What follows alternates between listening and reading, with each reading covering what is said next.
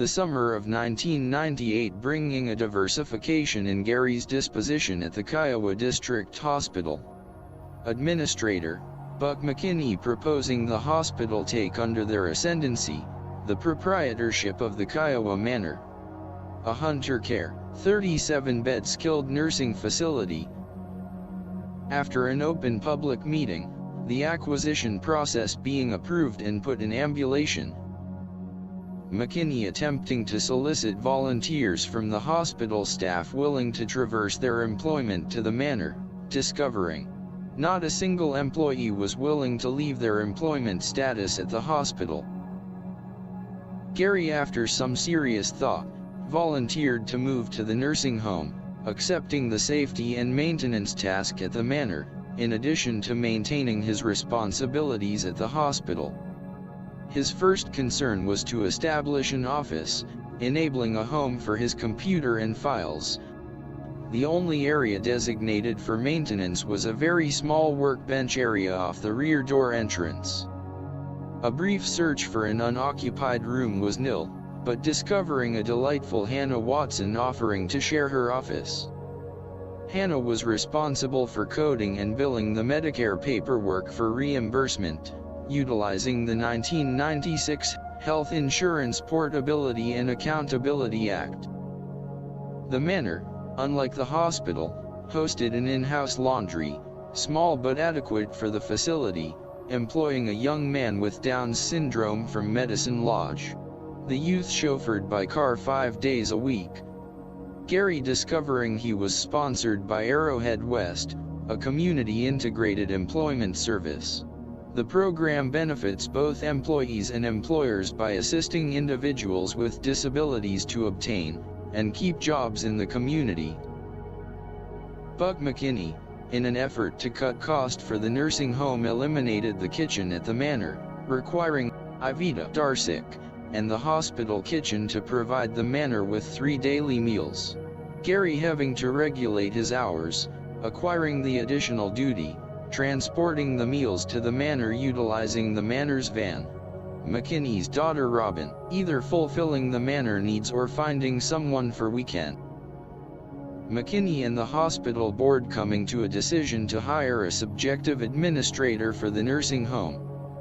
The ongoing search for an administrator concluded, the manor staff introduced to the new administrator. Gary having some questioning doubts about the board's selection. On one occasion, entering the administrator's office without knocking, the administrator seated at his desk, his back to the door. Gary noticing a monitor screen situated on a shelf behind him displaying what appeared to be a porno scene. The administrator, aware of his presence, turning, his body movements trying to break Gary's line of sight. Immediately retreating, withdrawing from the room, knowing his interruption of the administrator's aspersions would someday come back to haunt him.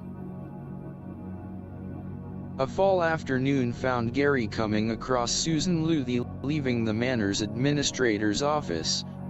Susan approaching, saying he was just the person she wanted to talk to. She continued with an explanation.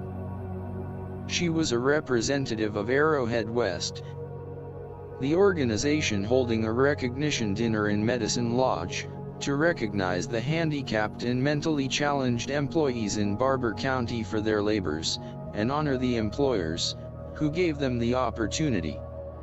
Susan relating she had approached the manor administrator, and he had declined to attend and be introduced with the youth as his sponsor. Susan asking Gary if he would attend, and Gary with a smile, giving Susan assurance, of course he would be more than happy to participate. The night of the event, Gary in attendance greeting 2 other employers he was acquainted with. Jim Reed from the Kiowa Co-op, and Kevin White, the Medicine Lodge Hospital administrator. Both having sponsored challenged employees. Gary seated for dinner with the manor's employee, and later standing with the Down syndrome young man, as he received a plaque of recognition for his work accomplishment. Gary also receiving a plaque of recognition for his attendance, in the form of a hug from a thankful Susan Luthi. An additional maintenance employee was hired, by Buck McKinney. Rory Reed, Gary being told he was hired to make the once abandoned large garage outbuilding on the manor property suitable for use. Rory's previous employment was with the Kiowa Co-op, his father Jim managed. Gary finding it was good to have a second pair hands at the facility. With the new administrator, and the addition of a new nursing director, he wasn't the only one who noticed an uncertain atmosphere prevailed at the manor. Still realized the unexpected entry into administrator's office could have repercussions. He sensed a feeling of being watched, also having confrontations with the manor's nursing director about staff not making rounds. A toilet overflowing for hours, flooding rooms, and halfway down the East Hall. Receiving a call at 2 o'clock in the morning.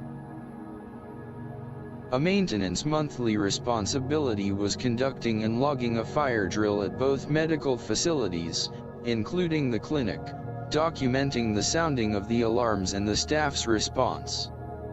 During a morning drill at the hospital, Gay Farney, the lab director, approached Gary with a concerned look on her face, stating that she had received a call from the manor's administrator, directing her to perform a blood alcohol test on him.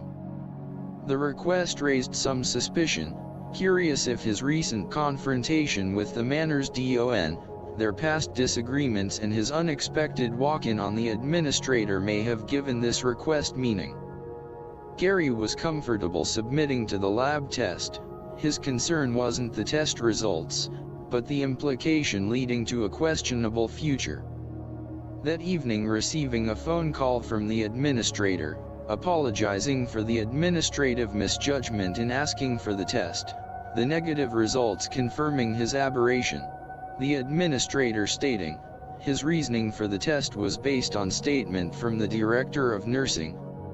Gary realizing, his tenure at the nursing home would not endure, concluding he was now a target for dismissal.